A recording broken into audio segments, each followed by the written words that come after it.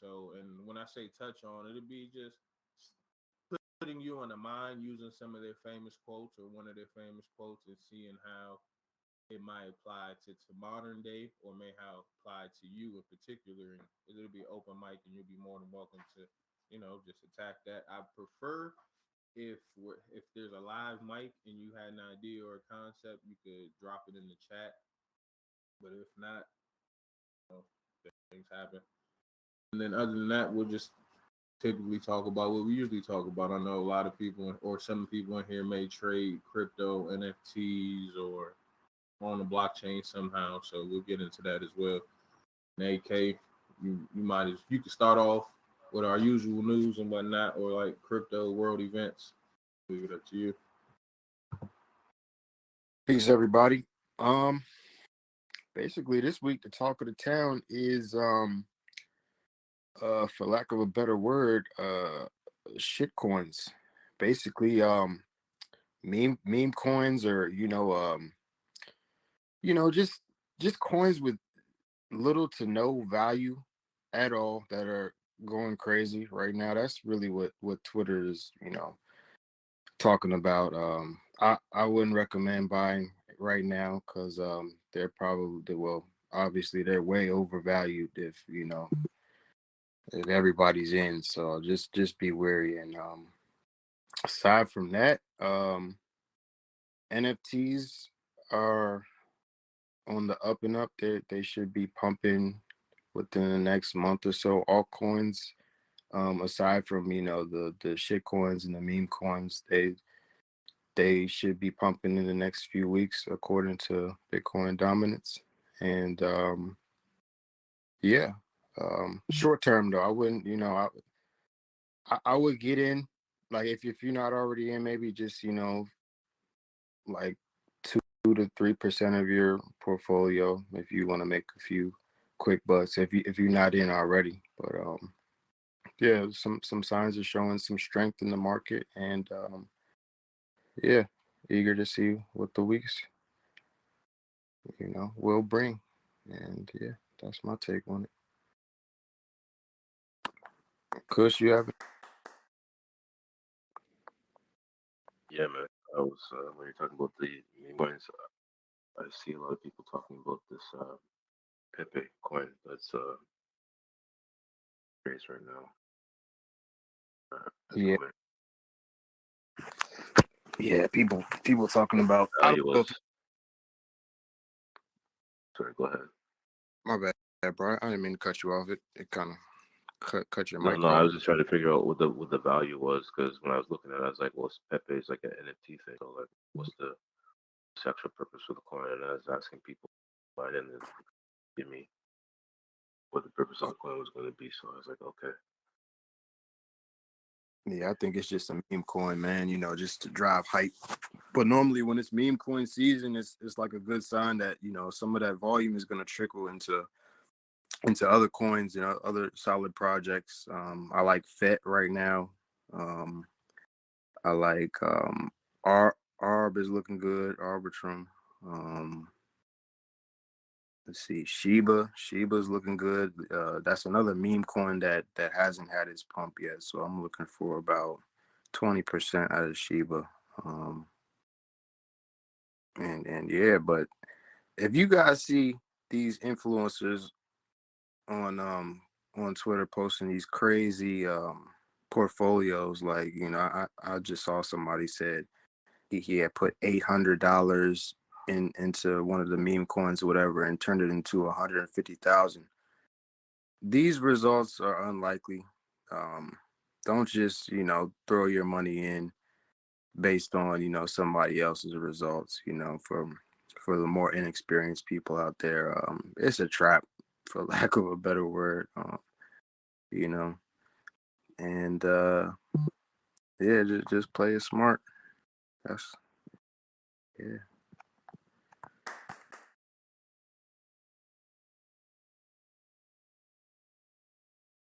Sure, for sure.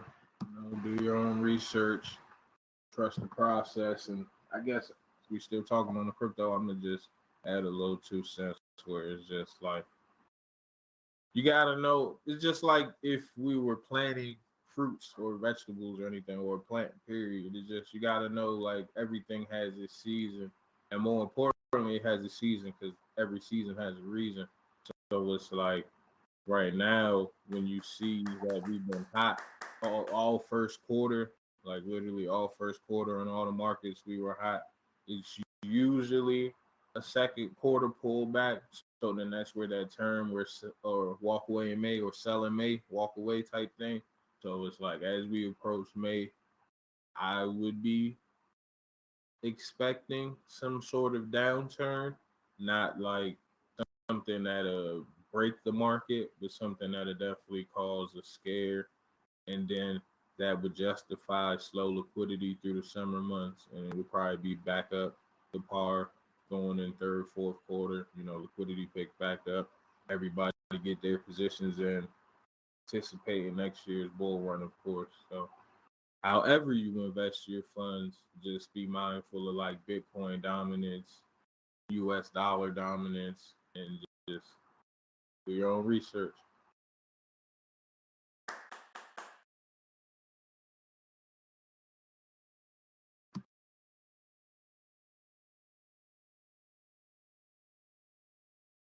Now, the first book I would like to touch on is actually the one J.R. McGregor wrote on John D. Rockefeller, and it's not necessarily a quote, but it's a point in the book, early in the book, like chapter 2 or so, where John speaking on his father, and it was crazy because Rockefeller was, if you know him, he has many books, one autobiography, 38 letters to his son, and everything he's always done and always pushed, like, is technically he's like one of the founders of this whole legacy system, legacy market.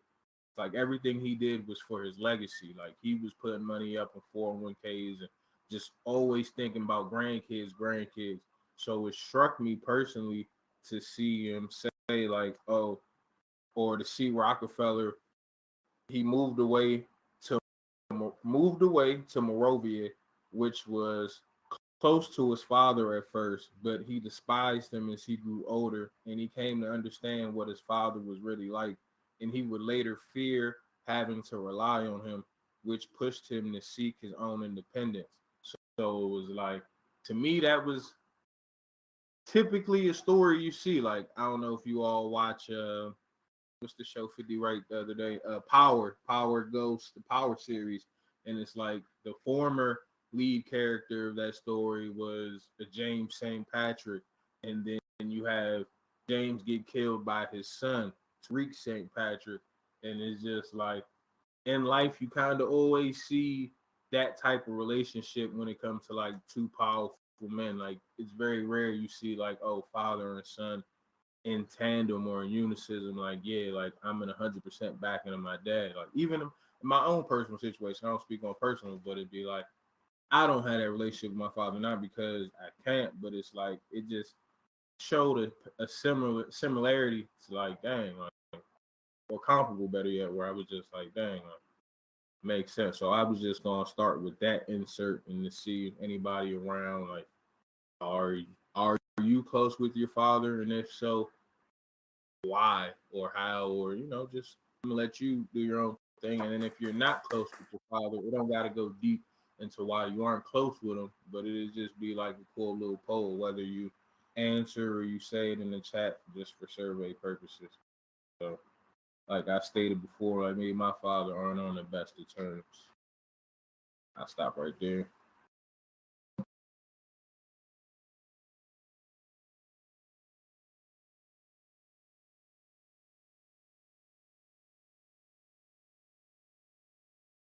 The question is, or I see Tiny wrote, sorry. The question was like, are you close with your father or are you distant from your father? And then if so, does that push you into independence, like in any type of which way? I didn't add that, but I'm adding that extra part where it's like for Rockefeller, he used that as motivation to like be independent and to be well off, like in spite of his father. I see Chai says she's close with her father. So does that drive you to like build with your father, if you don't mind me asking, or does it kind of like business is business and personal in those situations? And anybody else is more than welcome to speak Hey on it too. everyone, peace and blessings. To answer that question, like I keep it separate. It's something that I talk about, but um my dad comes from a generation where it's just like you punch the clock, you work hard, you feed your family, you do what you gotta do, eventually retire, and that's the life cycle. And so what I'm trying to do is just like break them out of that mindset. So they actually have like a business that they're starting, but usually I just keep like anything like to myself. And whatever, information I need to discuss with them, I will. But even my personal life, like I don't dive too deep into that just because my parents are my parents. But at the end of the day, like I know that they want what's best for me, what they think is best for me, but that may not always align with what is best for me. So I hope that answers your question.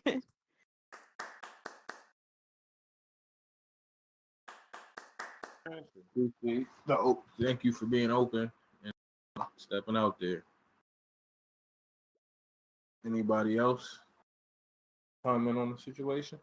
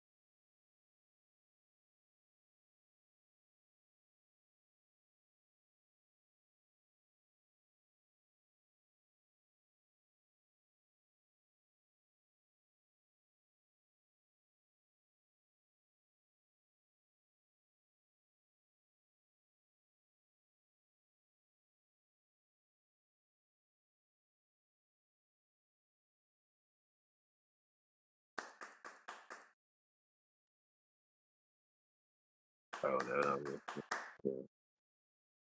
Well, my dad has passed on, so it's definitely something, an adjustment, and it definitely keeps you, well, it keeps me driven. So certain things as legacy, uh, I feel you probably want to keep going if you're close with your folks. I had a pretty good relationship with my dad, and um, so getting time to hang out, do soccer, and all that kind of things was always good. So I have a lot of good times to reminisce about, and those are things that keep you to keep.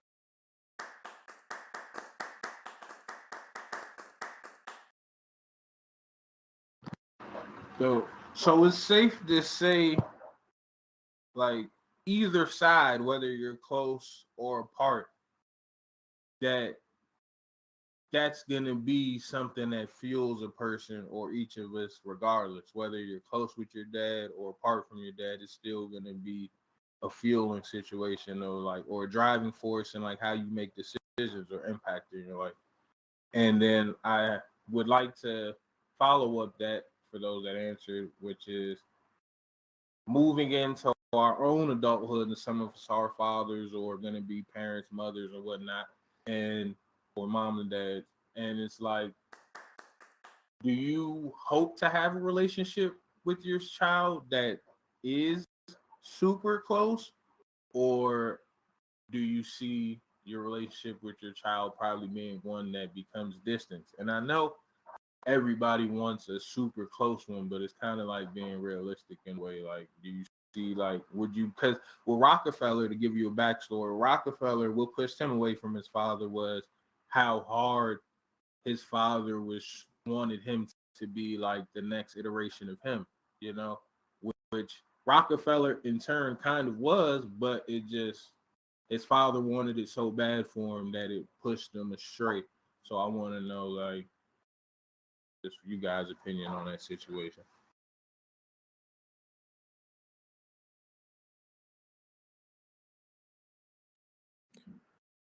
Man, I'm actually in a very, very similar situation. Um, my father was a procurement manager at IBM, and he used to work from home all the time.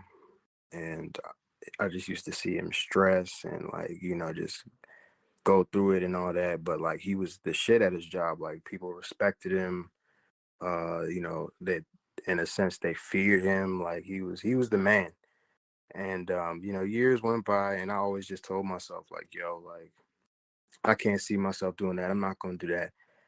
And I just decided to go my own way.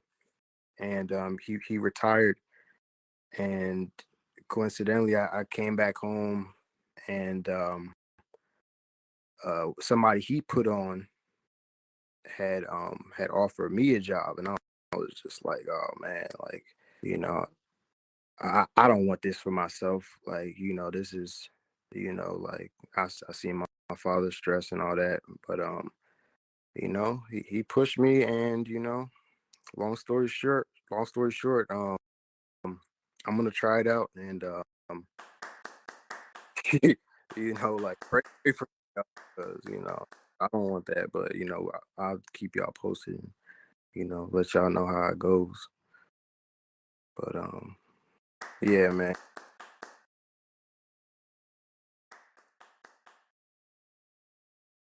Don't really know how I feel about it yet, but I keep posted.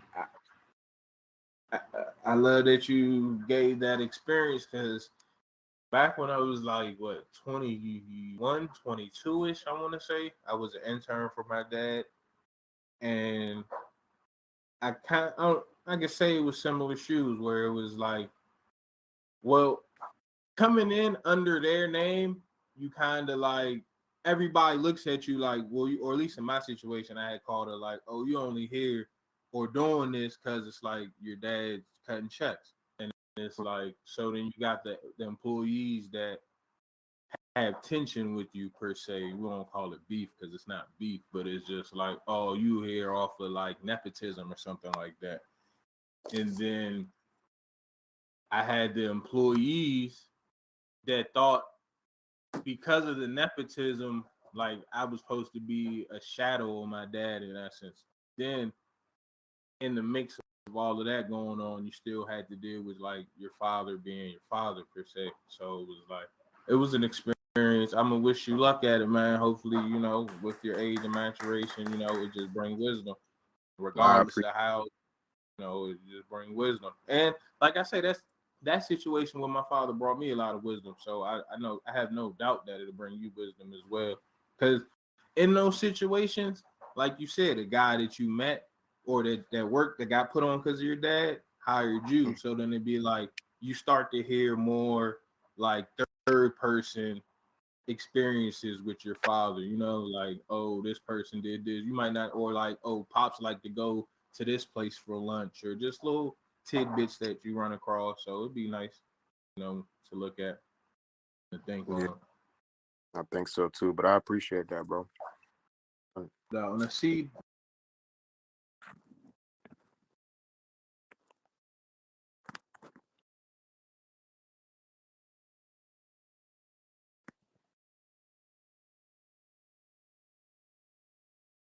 Think you might have got cut off.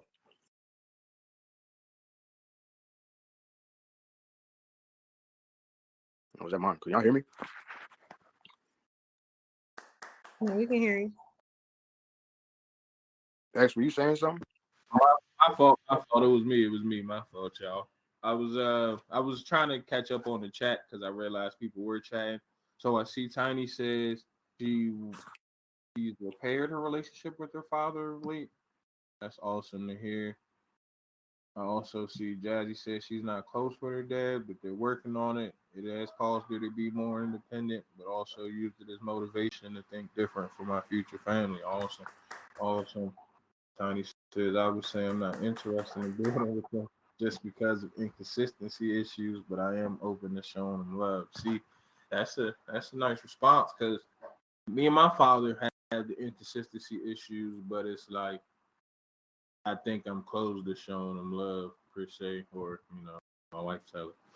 But me and my kids are close right now, but they're only 4, 2, 6 months. I think not having great expectations of them. All right, so this will be my last thing on the Rockefeller topic, and that should just be a question based off of Tiny's last response. So for those that do aspire to have kids or currently have kids, she mentioned like she and her kids should have a close relationship because she doesn't intend on having rigid expectations for them. And I just want to ask, do you guys think like rigid expectations usually is the deal breaker in like parent child relationships? I say absolutely.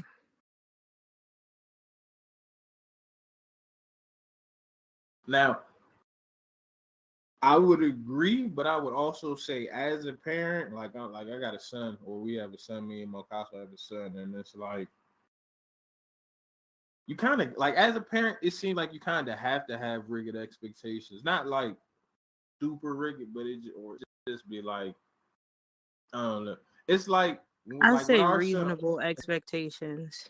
for Reasonable, sure. not um like you said, like what John experienced with his dad was just like you have to be like basically me. I want to kind of rebirth myself. If like Rockefeller could recreate himself, he would. But then again, like I'm not a parent, but like I know like even the expectations of being like the oldest, like how much pressure that is. So it kind of is like a double-edged sword. I would say for me, like I know I create high expectations of people, just because I create high expectations of myself, but um sometimes it's been like my own demise because it's like too high and then like I end up disappointing myself and then it's just like self-inflicting um trauma on yourself when it's just like I just want peace, but also I want to be proud of myself too. So I think, yeah, that's just my thought on it.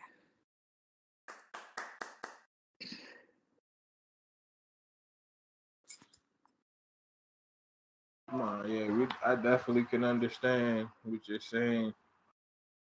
Yeah, and I seen Tiny clarify. She said she expects them to be good humans and reliable family members, but not so much like you have to be a doctor, a lawyer, basketball player, etc. So, most so not forcing their careers. I could dig that.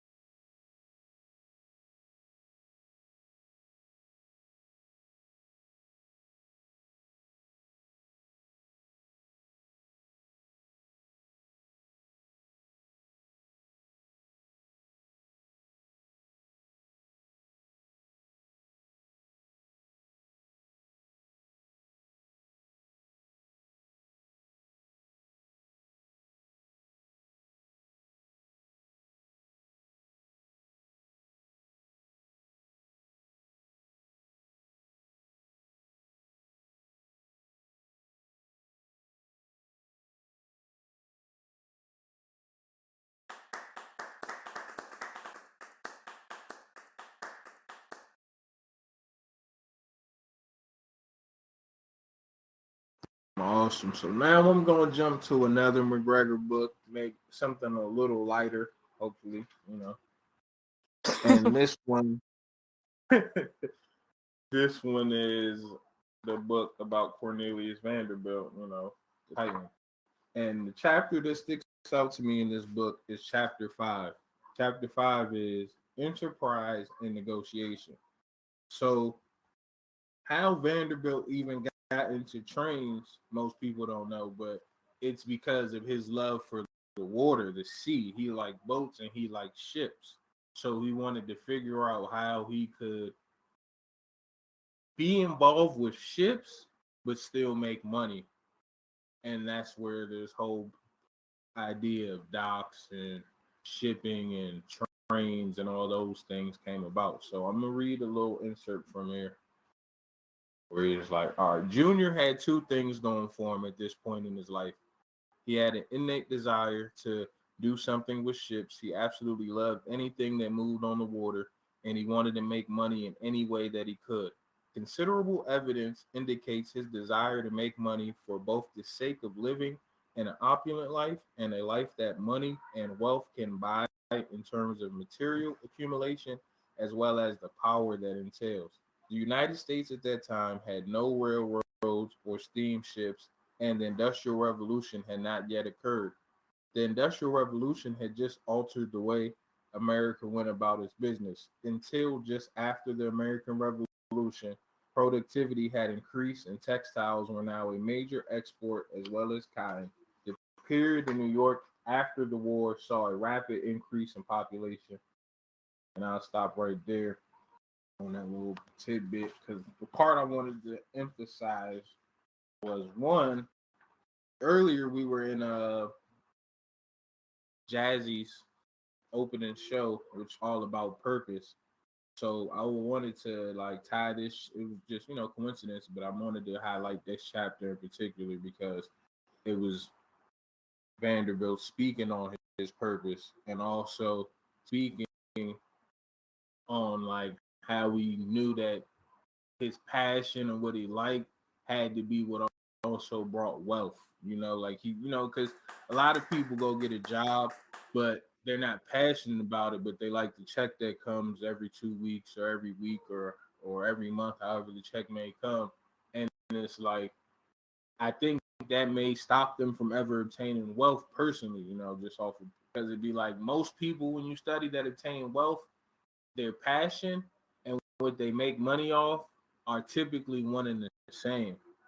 They might not stay doing just their passion, but it's like what pushes them over the edge is their passion because you've always heard the whole you might not want to wake up one day or want to do this, that, and the third, but if it's your passion, you're more likely to continue than if it's not your passion, you might just, steer your ship a different way. So with him saying that, I just read that and I wanted to hear what people thought about like what he had to say or how he looked at the time period. Because mind you, we are going into the fourth industrial revolution, and Vanderbilt was thinking like this going into the first industrial revolution. Just like, man, I'm at the right place, right time. The world's changing. There's new technologies. At the time, it wasn't what we know as technology, but textiles and productivity had began to increase to where people were starting to respect the American ecosystem. And there was farmers everywhere growing cotton and growing all these different goods that needed to be serviced. So take the time, think about like how we're going into a revolution or we're in the middle of or the beginning of a revolution right now. And it's just like, how can that relate to you or how it may not relate to you? Anybody can go ahead.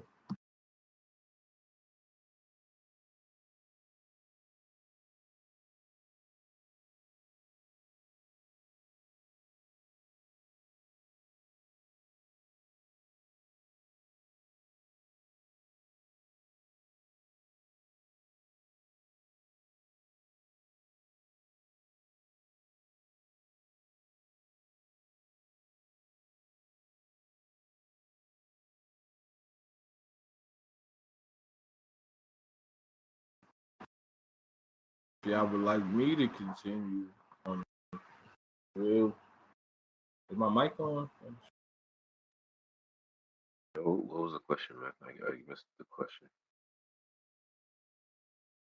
It's more like I read and kind of see like how it may pertain to you or what it relates to you. So I could read like third again, where it was just like the chapters about enterprise and negotiation, and he was given his perspective from like before the Industrial Revolution occurred. Right, he was in a time period like for instance, like I'll contrast it to right now.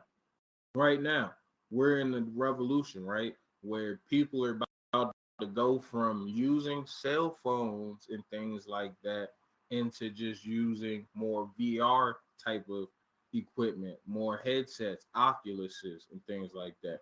And then we say, why is the world and companies adopting the Oculuses and VR headsets? Because it gives you the most amount of data, right? Like a cell phone, yeah, they got the sensor, they got the camera that looks at you to tell if your eyes are still looking, if you're still smiling, and all these different things, etc. And it has a GPS tracker, but the cell phone can't tell if you're lying. So you could post a comment or something on the internet, and the phone doesn't know if you're lying. But with the headwear, they will know if you're lying because as long as you have the headwear on, they're tracking your brain signals. They can care about you can get on and get in these spaces and never say a word and they wouldn't care because the data they're getting is golden from what you're given from what your head has or what your brain is, your brain signal. So it's like understanding that's the world we're going into now, where it's like data is the new gold per se. Contrasting that to the first industrial revolution where they weren't necessarily looking to make data faster or more accessible. They were just trying to scale productivity, increase productivity, which means going from just people on farms to like, oh no, we need people in factories and warehouses and speeding up or streamlining how they can ship and mail things. So I was just saying, how does his mindset at that time of the revolution starting and how us in this current time, where's your mindset in this revolution that started? Yeah. Yeah. I think being that we're getting into spaces like we're in right now, and we're taking advantage or getting in front of some of these, understanding cryptocurrency is like that. It's the same period. It's like the shift of the technology, shift of industry. So learning about it now, getting in front of it now is good. So you kind of maybe be in more control of how your future is going to be, and those coming after you. You know what I mean? I don't know if that answers your question.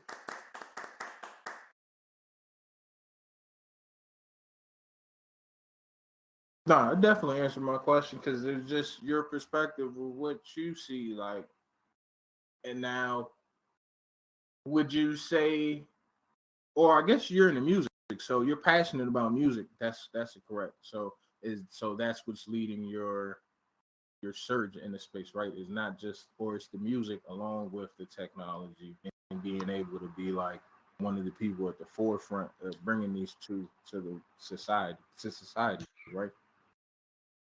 In a way, I mean, looking at the different avenue was the ownership aspect,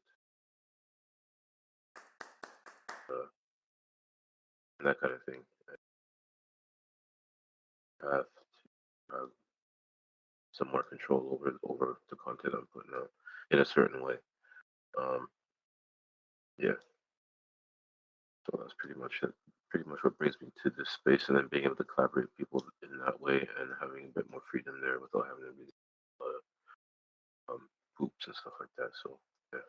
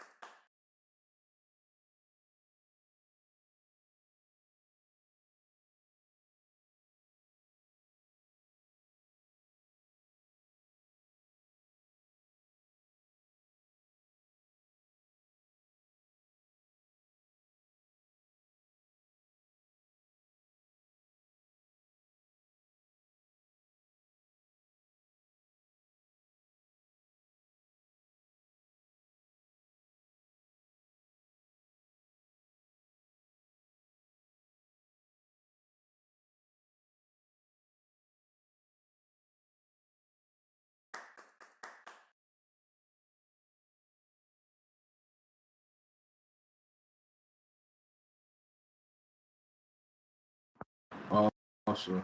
So to finish what Vanderbilt was speaking on, to give you guys an idea how he saw that opportunity, he just was like, he saw the world differently. He wasn't blinded by the pain of a rough childhood. He had his mother and father, and to a certain extent, his brothers and sisters who were always there in a safe and secure environment. His mother had given him the start he needed, and he was clear in his thinking and his ambitions. He didn't know how he was going to do it, he just knew he would be successful. As any young man thinks, Junior wanted to do what he knew best, and this was the upper and lower bay, where he knew how to maneuver his little craft and get goods and people to the many different shores that lined the harbor.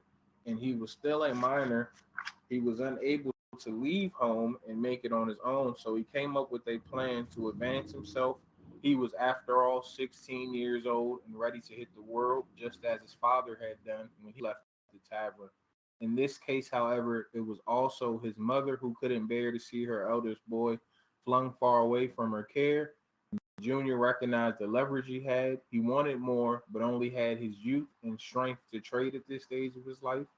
And it was the first evidence of his ability to want something, work at it, and then execute the plan needed to be successful. And I'm gonna stop right there because it's, or in terms of that book, because it's just like, if we all see the opportunity that this revolution is presenting itself with the new tech and the just, because a lot of the reasons why people complain about the old system or the world we grew up in is because we're there at the end. We're the Generation Z or X or whatever. We were at the end of the alphabet per se. So it's like we didn't have much dictating how or why things were doing. We were just more so the what and the where. So now that we're at this fresh beginning and we do have opportunity and do have a chance, I just want to leave that point with you where it's like, try to get a plan together, execute the plan, and then be like, you seen Vanderbilt went on that plan at 16. And I'm pretty sure everybody in here is well past 16. So it's like, don't let age be something that deters you or steers you away, whether you be way past 16 or you're not too far from 16, but just use it as a chance, as long as you have air to execute a plan. And I wish you well in this revolution, because that's all we can really do for one another, is wish each other well and build. So the next person I would pick in this series is Henry Ford. And Henry Ford, I'm going to pick up where he actually talks about the first industrial revolution, because as we know, Ford is remembered for that. So I'm going to give page 78 where he speaks in this book, where Ford is remembered today because, a low process that needs to sell a large volume. To be successful, they need large facilities that they were fully integrated, and it was all connected like the gears in the pocket watch. His father had given him all those years ago. Ford is remembered today because he solved that equation. He did all this without any education during the period, and he straddled the two industrial revolutions. The industrial revolution that preceded him was the mid-19th century setup, the environment in which the North was able to mechanize more than the South. It was all built on Ford's plant design and philosophy. His method created better efficiency for industry. The first industrial revolution also affected social structure. There was a move from cottage industries to factories, which resulted in rural-urban migration, and it was the start of moving towards the buildings of large cities. Before Ford's arrival on the scene, the entire world was primarily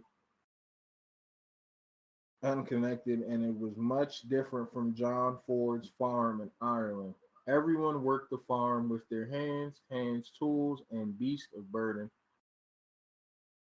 So I'm gonna stop there, and I pick right there to highlight, because it's like us sitting here right now in the metaverse, what we're doing to like 90% of the world seems like mind blowing or whatever the case may be. But to the 10% that are in here, we are what you can consider the visionaries like Henry Ford, where it's like we we see where the world's heading, and it's like we wanted to make an impact on it, so we started like the RAW Network, RAW, and different things like that, and try to put these ecosystems together.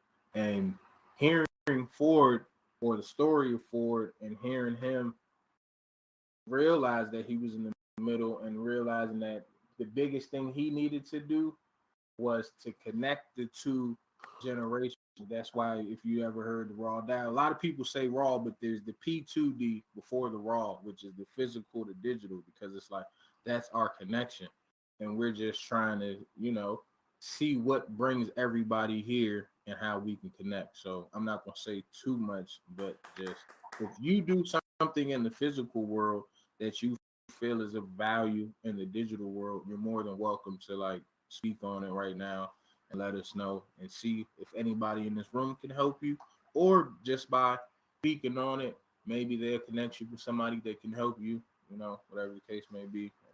Anybody can speak.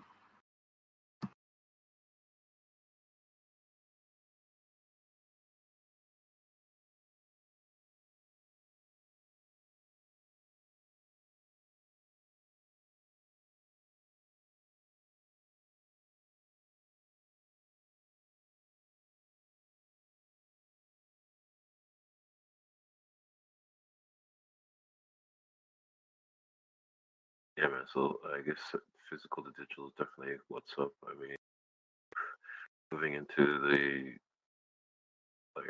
during the pandemic was a good way for everybody to see that a lot of things in the digital space, with entertainment, music, and that. So um, I don't know if a lot of people had a plan because it was pretty sudden, but now you can get a chance to kind of step back and look at what's out there as far as the tech, and kind of make a strategy, move forward, kind of to what you're saying. So appreciate that. I think there's some good points as far as making sure there's a strategy. Look at all the different avenues. Look at the tech. Do your own research, all those things, and try to put together something that doesn't have too many gaps. And hopefully, whatever gaps are there, probably filled by the tech. Short order time.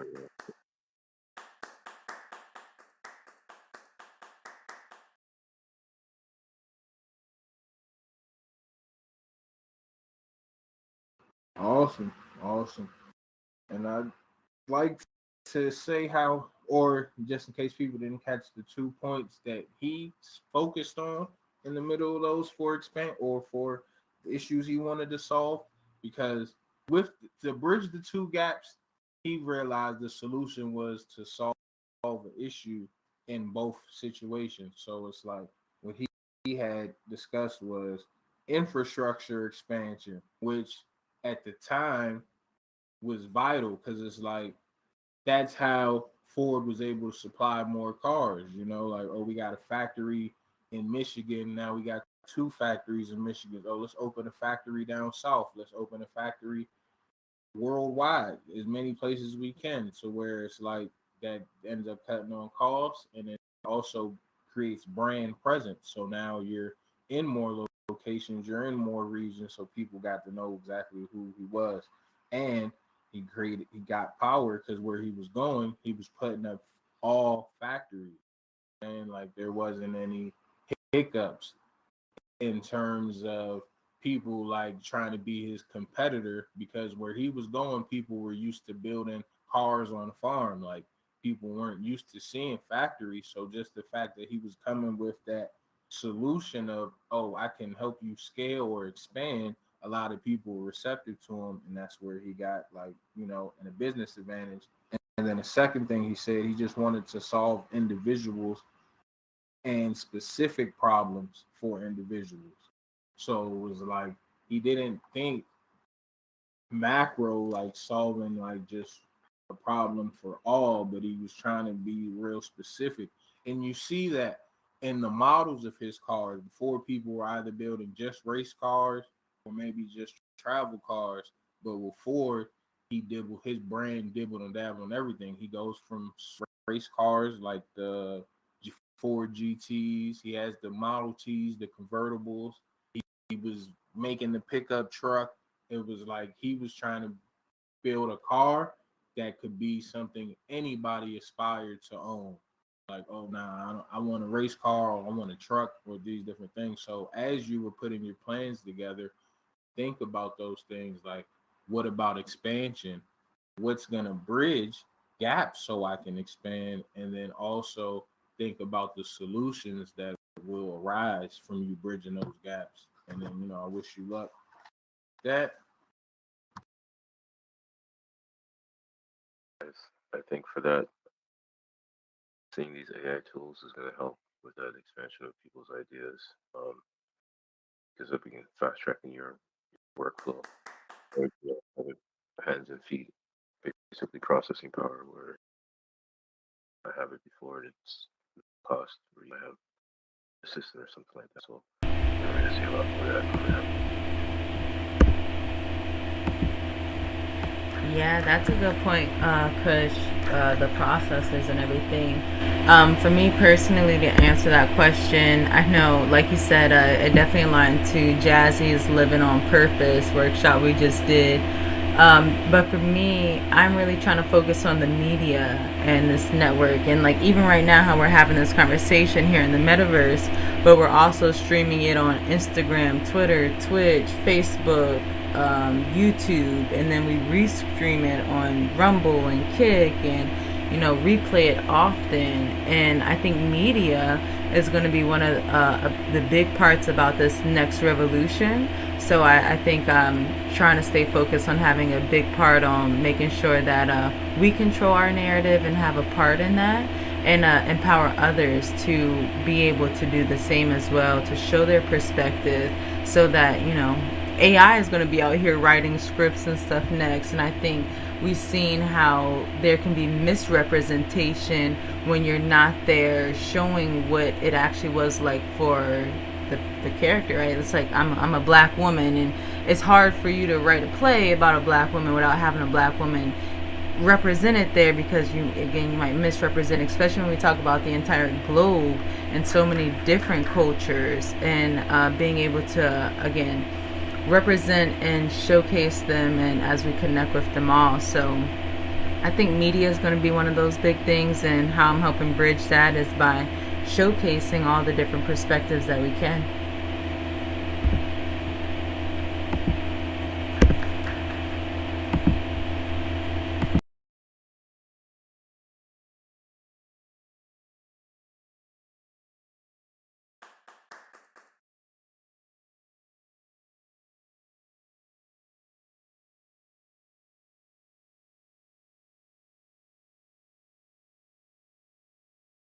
I'm also reading the chat. I see Jazzy says making sure what you're doing now can be revolutionized with the future.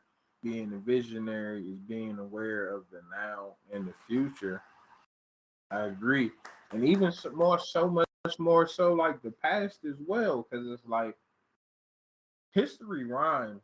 It doesn't do exactly the same thing, but for certain, history definitely does rhyme. Like when you see Ford thinking that way, like I needed to build all these different cars or different variations of automobiles, you got to think of his customer at that point. His customer was somebody that was riding a horse. Like you were trying to convince them to go from a horse to jump in a car. A horse that they probably then fed, raised, like the type of bond they had with their horse, like to like now just getting this gas engine and no windshield. You know how safety was back then, so no windshield, maybe no seat belts, and it's like the brakes are they might work, they might not work, and it was like he was able to change the world though, like to where it's like now if you were to tell somebody like would you take this horse over this F-150? I doubt you they would take the horse over the F-150. So it's just crazy to see how like he saw a world where everybody would use a car, and now that's even fast forwarded to like the electric cars and the flying. Like we're in a stage where flying cars are being introduced, and it's like our generation are going to look at the flying car like people of old seen the car when they had horses, where it's like, are you gonna get in the flying car? What happens if you get in the flying car with them and they don't know how to?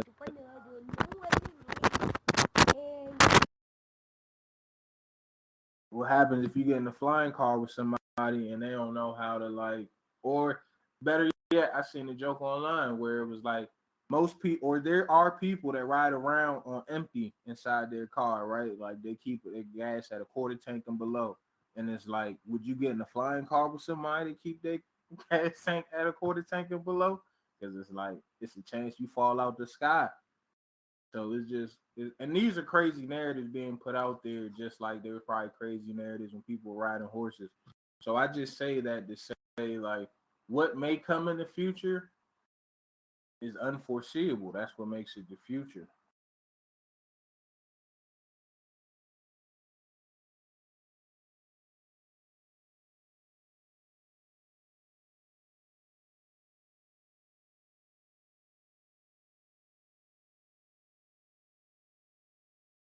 That's one of my favorite things about this is that although we might have an idea on what's in store, it's like we really don't have an idea, right? It's like 5 years ago, we were all probably working our regular jobs, had the next 10 years planned out maybe, or at least thought you had a general idea on how you thought the next 10 years would go.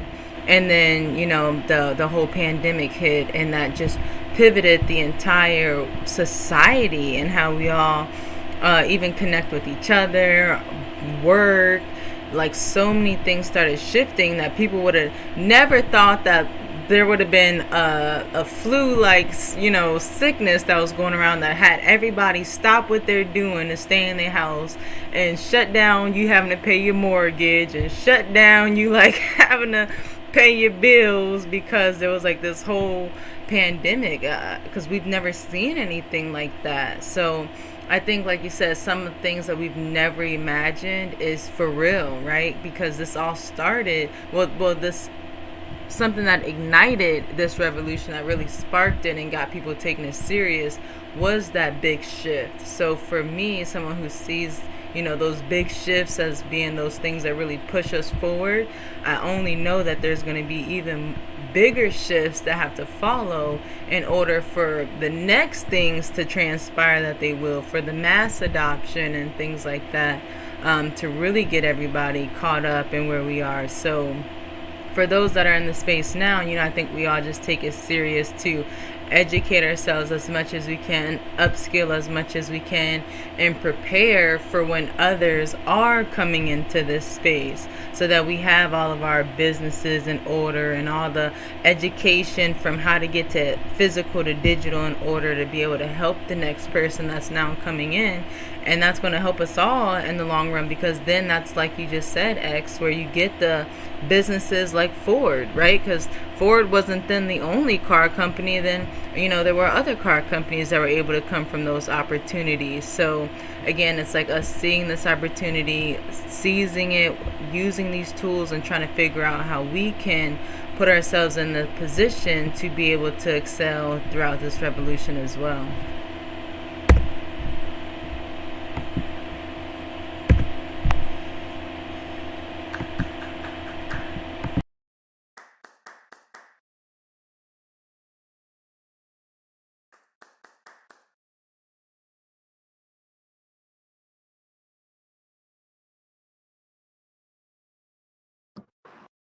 So we've now reached 6:00. Have a 6:00 event starting. So it was great to have everybody pop in and join us and talk these different variations, these different books, and hopefully you got something that can stick with you on your mental. Like I said, these are all J.R. McGregor books. Cornelius Vanderbilt, John D. Rockefeller, J.P. Morgan, Henry Ford, and Andrew Carnegie. And the beauty of that Tycoon series is all these books really do lead into each other, because they all these are like your forefathers of America. Like I know they show you the guys that's on Mount Rushmore or whatever, but when it comes to the economics and the people that actually paid the politicians to make the laws what they are today, it's these guys, and they basically pass the baton one to each other, one generation to the next. And it's like, if you really want to have a foresight in building something in a revolution that can live hundreds of years after you die, they are a blueprint that I would recommend to anybody, to see some people who saw the unforeseeable future, took action, and succeeded.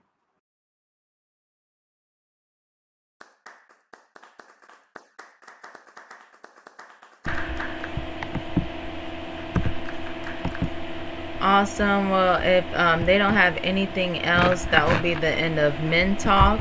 We'll be heading over to the 7th compound, or the 7th tribute. Actually, I think we're in the 7th tribute right now.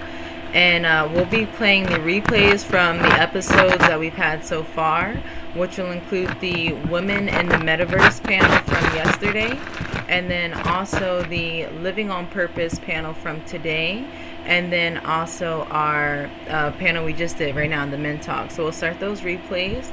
And then one thing I will also say is you guys want to make sure you come to this next event, because we'll be talking about our NFTs and raw points. Because although we have had these episodes going on for a little bit now, they will be token gated from here on. Because as you can see, we have people popping in, and we love people being a part of that conversation. But we are streaming it live right now. And like I said, we are trying to get serious about our network and our production. We've always taken that serious, and we about to get extra serious, okay?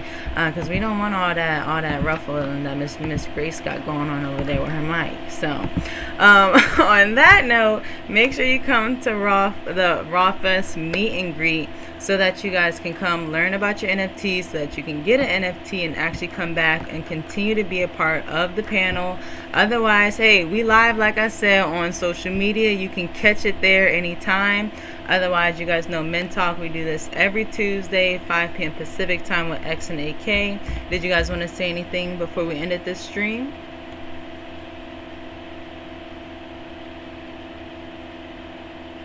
No? Awesome. All right. Well, thanks. Easybeats.com. Easybeats.com. It's followed by easybeats.com. DJ Depot, Too Fresh for the World. That's it. DJ Throw That. Yeah. Creative Hearts Yeah, Project. And then if you do like any of these vehicles, like she said, they are in this portal above me that I just opened. And as you come to these events, you do earn raw points. If you have enough raw points, you're more than welcome to get any one of the vehicles from the Raw Fest. So if you can meet her in there and follow up on how to get what you earn.